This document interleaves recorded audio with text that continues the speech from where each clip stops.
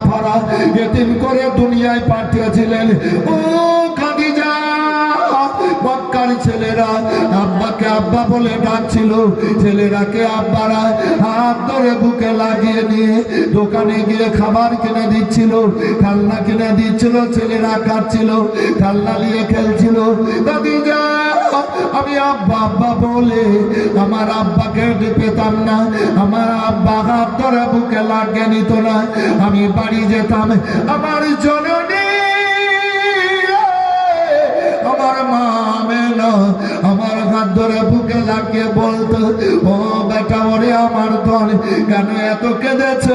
চোখের পানিতে কেন বুকের কাপড় ভিজিয়েছ? আল্লাহু আকবার, আল্লাহু আকবার। সেই সময় নবী পাক সাল্লাল্লাহু আলাইহি মা আমেনা বুকে জড়িয়ে নিতেন।